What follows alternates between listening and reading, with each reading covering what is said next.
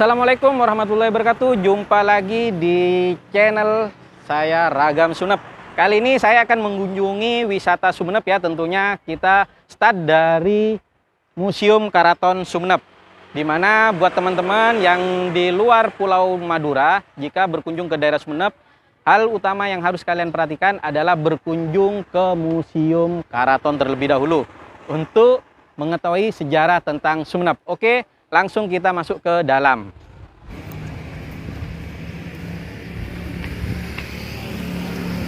Ya, selamat pagi. Mas, ada yang bisa kami bantu? Mau lihat museumnya. Oh ya, silakan di tiket dulu.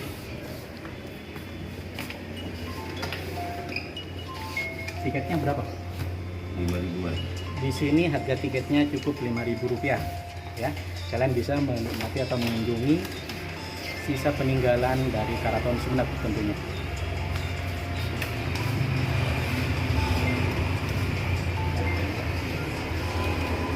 Ini dia tiketnya. Oke, lanjut ke dalam.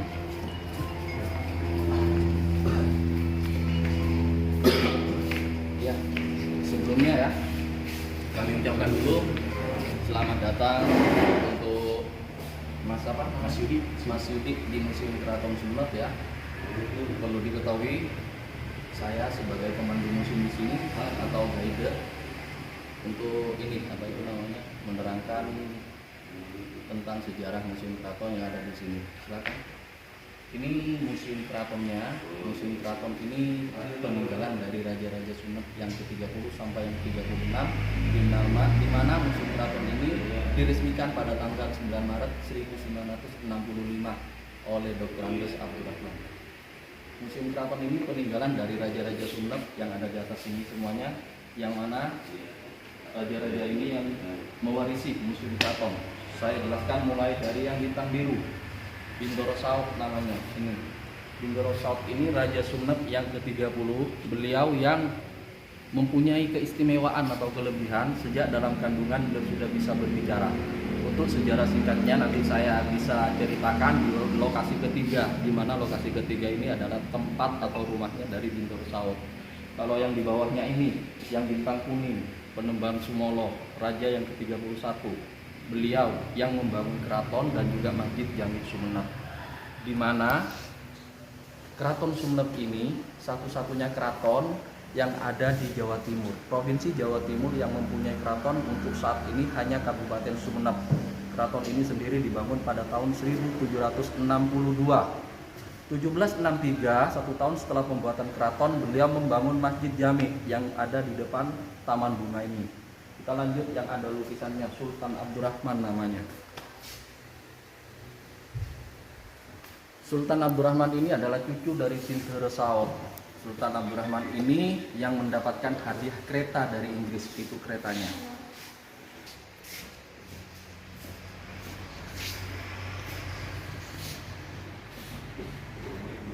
Kereta ini diberikan kepada Sultan Abdurrahman karena beliau membantu Inggris pada zaman dulu menerjemahkan bahasa Sanskerta. Diterjemahkan menjadi bahasa Inggris pada tahun 1811, beliau dikasih hadiah kereta ini. Sultan Abdurrahman ini juga beliau menulis Al-Quran dalam waktu semalam, lengkap 30 juz. Al-Qurannya nanti ada di lokasi kedua.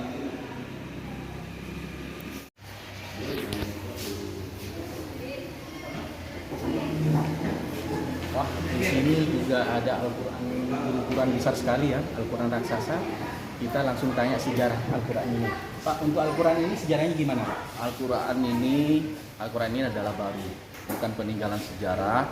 Al-Quran ini ditulis tahun 2005 saat Sumenep menjadi tuan rumah MTQ Jawa Timur. Panjang 4 meter, lebar 3 meter dengan berat 500 kilo. Ini ditulis tangan oleh seorang santri perempuan namanya Ibu Yanti. Ditulis dalam waktu kurang lebih 6 bulan. Seperti itu penjelasannya.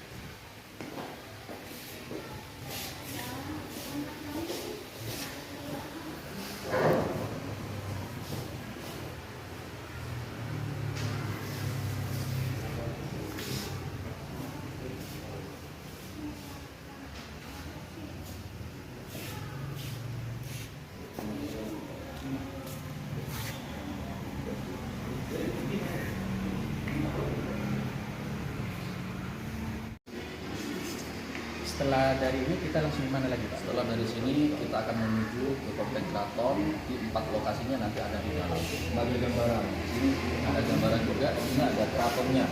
Ini ada fotonya keraton dan juga ada pemandiannya Putri Kuning Taman Sari. Di mana di Taman Sari ini pengunjung biasanya cuci muka di sana. Katanya apabila cuci muka di Taman Sari ini bisa membuat awet muda. Yang belum mendapatkan jodoh nanti dipermudahkan mendapatkan jodoh dan keturunan. Kita lanjut ke lokasi berikutnya. Stop. Oke, lanjut kita menuju ke tempat berikutnya ya, dengan menggunakan 2 karcis ini.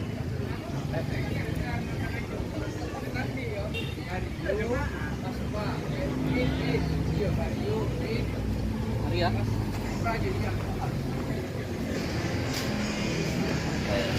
Di sini kita nyetok karcisnya di sini ya, yang 5.000 tadi. Jadi kita langsung masuk ke dalam. Dan kita disuruh pakai kalung seperti ini. Ini petanda bahwa kita adalah tamu di sini. Lanjut. Pakai terlebih dahulu. Ini pintu masuk, pintu utama menuju keraton. Di mana pintu utama ini namanya, kalau orang Sumeneb bilangnya Labeng Misem. Ini suasana di dalam keraton. Bisa kita lihat ya. Apalagi kita dipandu oleh pemandu yang cukup baik sekali dan bisa menjelaskan secara detail.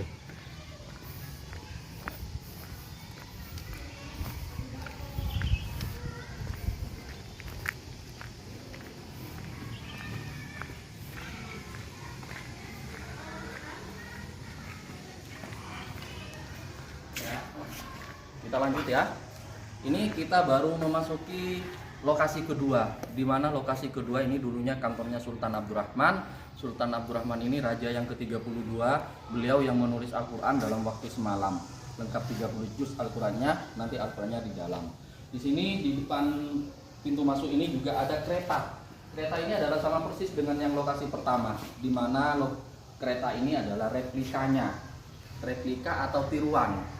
Di mana replika ini biasanya tiap tanggal 31 Oktober ini dikeluarkan saat perayaan kirap hari jadi Kabupaten Sumeneb.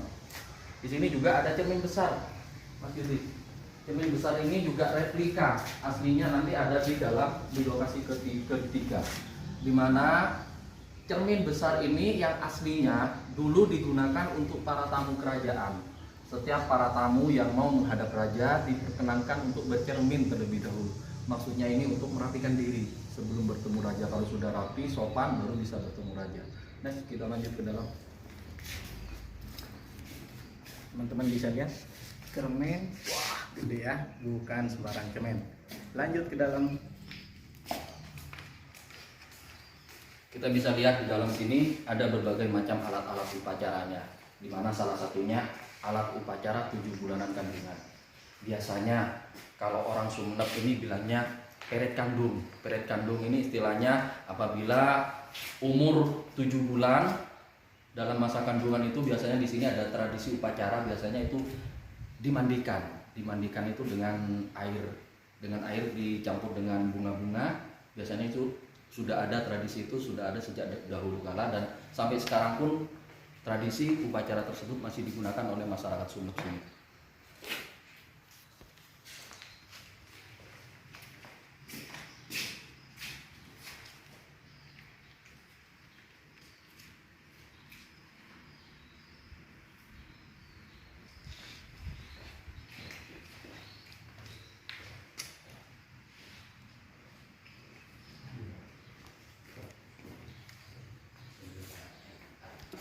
Sebelah sini.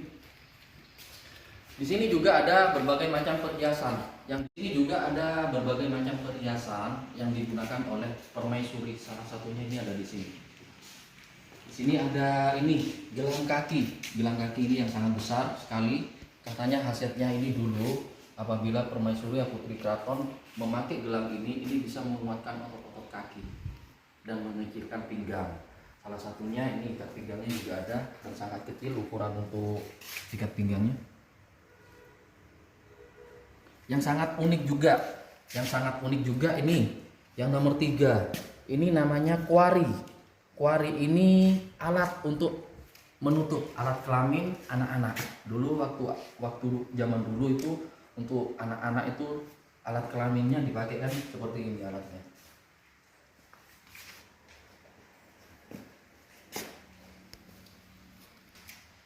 Kalau yang besar ini adalah lemari. Lemari ini bukan untuk menyimpan pakaian atau baju. Lemari ini dulu digunakan untuk menyimpan tombak. Panjangnya 5 meter. Kalau isi tombaknya ini adalah replikanya. Ini panjangnya 5 meter.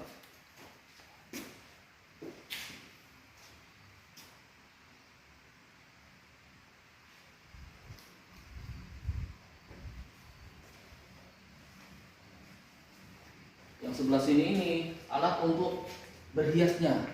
Cermin yang digunakan permaisuri untuk berhias masih ada sampai sekarang. Bisa dilihat. Ini asli nih ya Pak? Iya, asli. Ada tempatnya bedak. Yang sebelah sana, kalau yang ini yang nomor 3 ini tempatnya sabun. Kalau yang ini namanya jembangan. Jembangan ini wadah air yang digunakan permaisuri apabila mau cuci muka. Lengkap dengan gayungnya yang digunakan untuk mengambil airnya.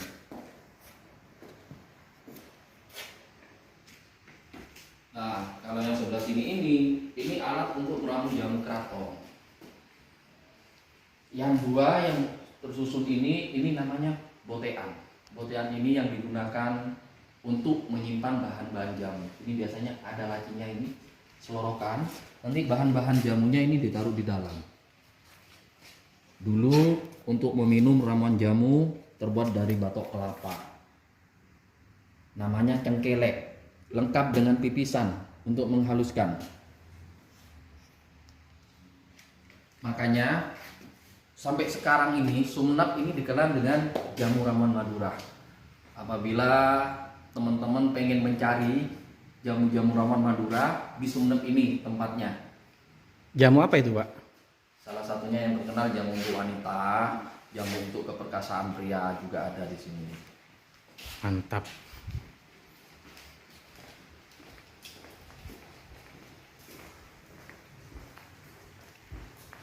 Kita masuk ke koleksi keramik. Sini ada sebagian koleksi keramiknya yang masih ada sampai sekarang. Salah satunya yang besar ini. Yang besar ini namanya tempayang. Tapi kalau orang Sunda bilangnya gentong. Dimana tempayan atau gentong ini terbuat dari tanah liat, digunakan untuk menyimpan air. Tempayan ini usianya sudah kurang lebih 400 tahun. Ini didatangkan dari Thailand sekitar abad 16. Nih juga ada koleksi piring motif ikan. Ini dulunya katanya apabila makanan apabila ditaruh di piring ini nggak mudah basi kalau ditaruh di piring ini. Itu percaya ya? Iya. Karena sudah usianya udah lama. Next, lanjut ke koleksi senjata. Di koleksi senjata ini berbagai macam alat-alat senjatanya juga, termasuk ini ada keris yang terkenal. Sumenep ini dikenal dengan kota keris karena di Sumenep ini ada sebuah desa yang namanya Aing Tongtong, di mana di Aing Tongtong itu rata-rata penduduknya itu pengrajin keris, dan kualitas keris itu sudah diakui oleh UNESCO tentang apa itu namanya kualitasnya.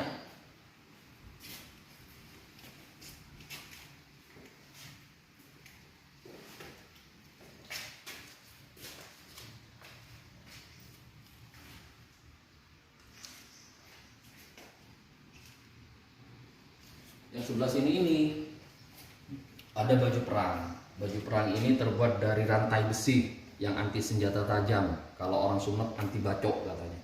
Seperti ini. Di koleksi senjata ini juga ada Al-Quran. Al-Quran ini yang ditulis oleh Sultan Abdurrahman dalam waktu kurang lebih 12 jam atau semalam.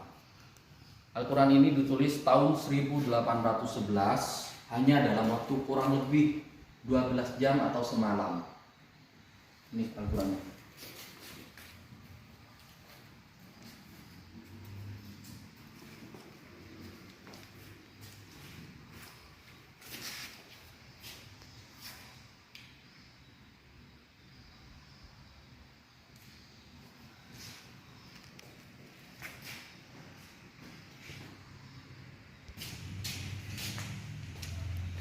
Kita lanjut ke lokasi ketiga, di mana lokasi ketiga ini dulunya tempat tinggalnya Raja Sumenep yang ke-30. Mari.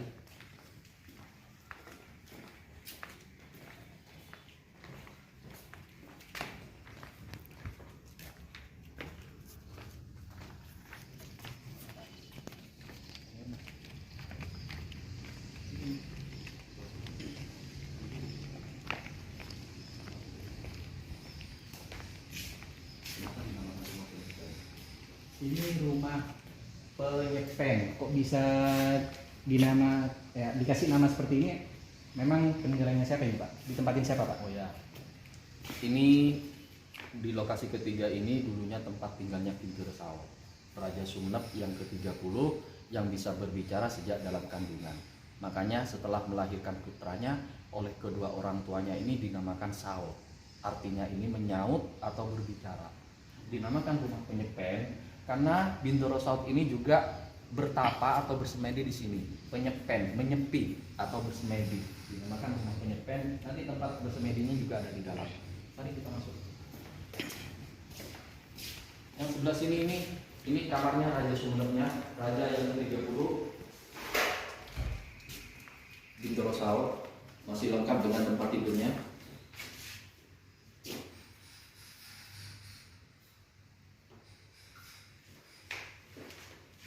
Yang sebelah sini ini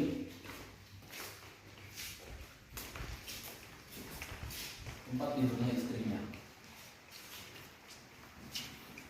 lengkap juga dengan tempat tidurnya juga. Mari sini lagi.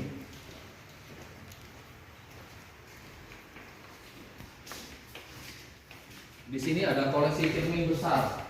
Ini aslinya. Tadi yang ada di luar juga ada yang besar sama persis seperti ini. Ini aslinya. Ini yang digunakan dulu untuk para tamu-tamu kerajaan. Tapi sudah karena usianya sudah ratusan tahun, kacanya sudah pecah dan kayu-kayunya pun sudah rusak dimakan raya.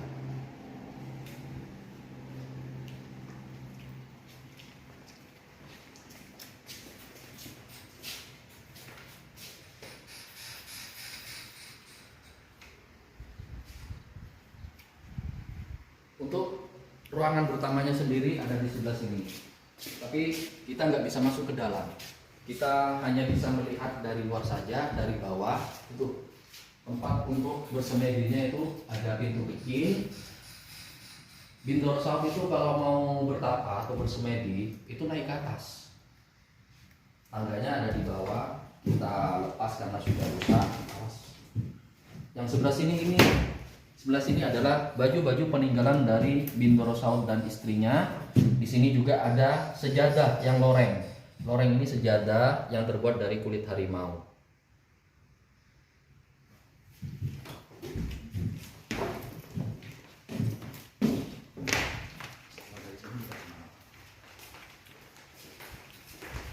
Setelah dari sini kita lanjut kemana, Pak? Setelah dari sini kita lanjut ke lokasi keempat. Lokasi keempat ini adalah bangunan utamanya, yaitu keraton. Kita lanjut ke keraton. Di sini kita nggak perlu ngomong ya, karena kita sudah dijelaskan secara detail oleh pemandunya. Jadi teman-teman saya sarankan untuk yang berkunjung ke sini kita bisa duduk manis dan tinggal jalan aja. Oke, lanjut. Stop ya.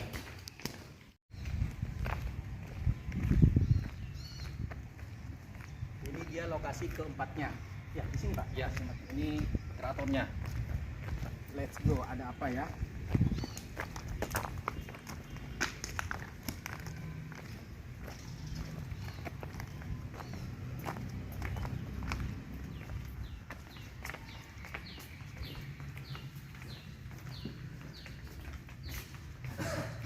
Ya, Indonesia. Kita sudah masuk ke lokasi keempat, di mana lokasi keempat ini adalah bangunan utama atau Keraton Sumenep, di mana terdiri dari 3 ruang atau 3 tempat. Yang sebelah sana ini adalah Keraton Dalam. Keraton Dalam ini adalah kamar raja-raja, dari raja yang ke-31 yang membangun keraton sampai raja yang terakhir. Dulu kamarnya ada di dalam sana. Kita tidak bisa masuk ke dalam karena dilarang oleh bupati juga, karena disakralkan juga. Kita cuma bisa melihat dari luar. Atau biasanya kalau pengunjung kalau sudah nyampe sini, mereka banyak yang berfoto-foto di depan sini.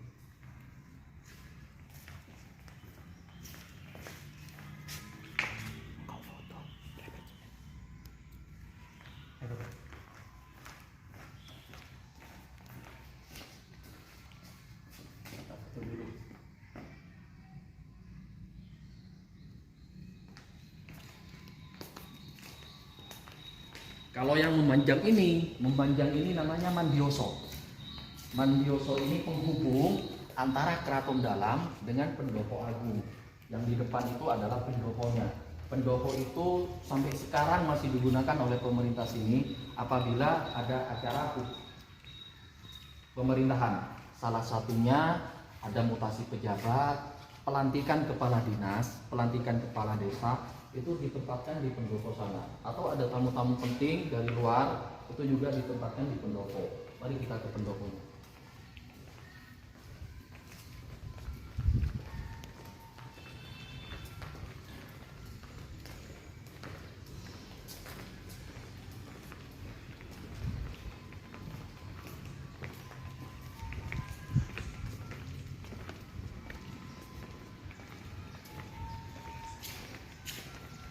Ini pendopo yang dimiliki oleh pemerintah Sumenep.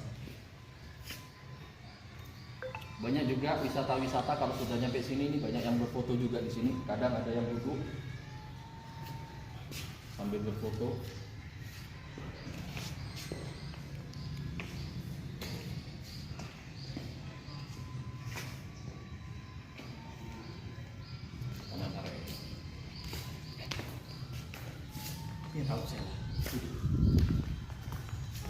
Dan kita langsung lanjut ke Taman Sari, di mana di Taman Sari ini katanya menurut panduannya Bapak tadi banyak orang cuci muka di sana. Kita lihat seperti apa Taman Sarinya ya.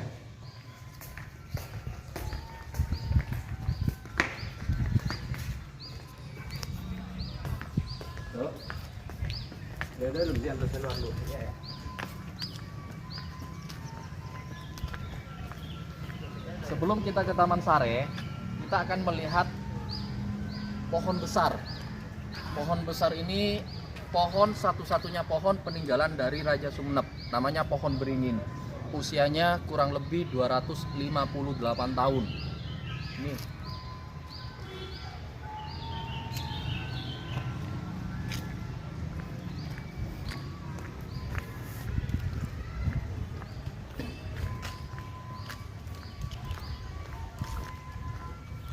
Ini lokasi terakhirnya, Taman Sari. Pemandannya permaisuri atau putri-putri raja. Mari silakan.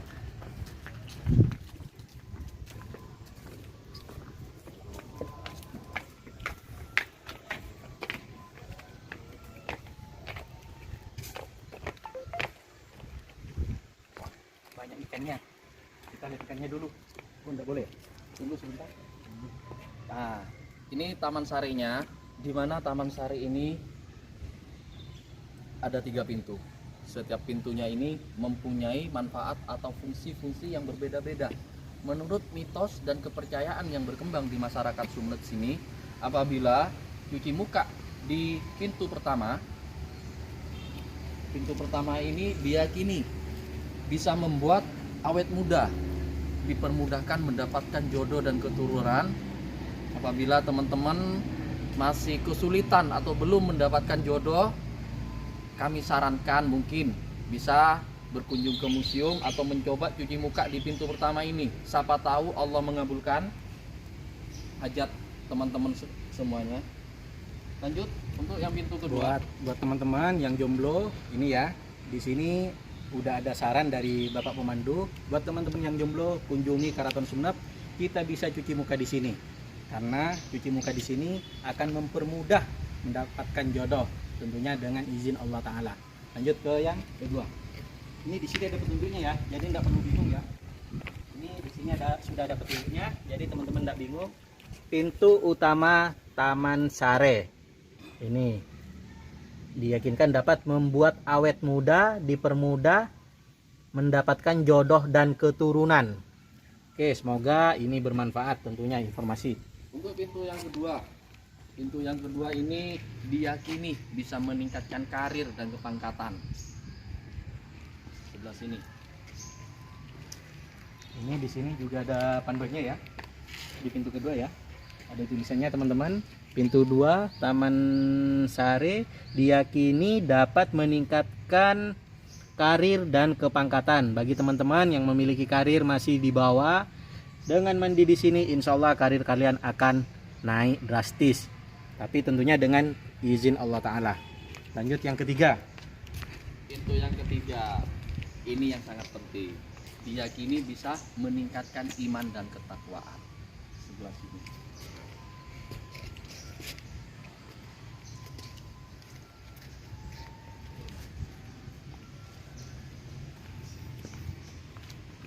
Dan pintu ketiga ini adalah diyakini dapat meningkatkan iman dan ketakwaan.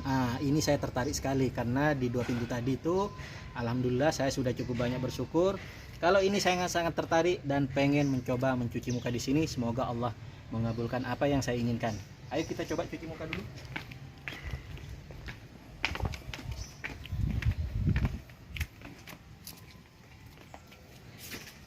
Bismillahirrahmanirrahim. Kita cuci mukanya di sini ya. Bismillahirrahmanirrahim.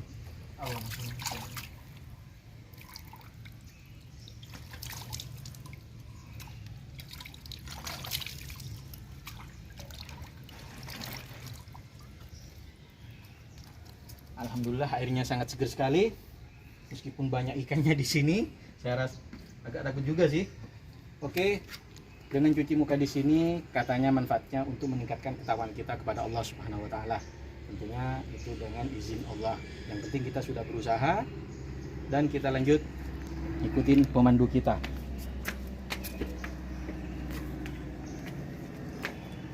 Tadi Mas bilang sangat seger sekali ya. Iya, Kenapa betul. seger? Terus banyak ikannya juga dan tidak mengeluarkan bau atau amis. Karena air yang ada di Taman Sari ini adalah sumber. Sumbernya ada di sebelah sana. Sumbernya ini ada di tengah. Ada di tengah sumber. Terus airnya pun juga mengalir, tidak mengendap. Mengalir ke sebelah sana. Ini kalian bisa lihat ya ikan-ikannya ya yang ada di sini ya. Ini ikannya ukurannya besar-besar sekali. Ini tidak boleh dipancing ya Pak, tidak boleh ditangkap ya. Tidak boleh.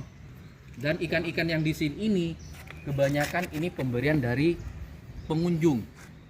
Apabila pengunjung ke sini mempunyai niat terus terkabul, mereka datang kembali ke sini bawa ikan dengan wujud syukurnya, mungkin bawa ikan ke sini terus melepas ikan di Taman Sari ini. Makanya banyak ikan-ikan berbagai jenis yang ada di Taman Sari sini.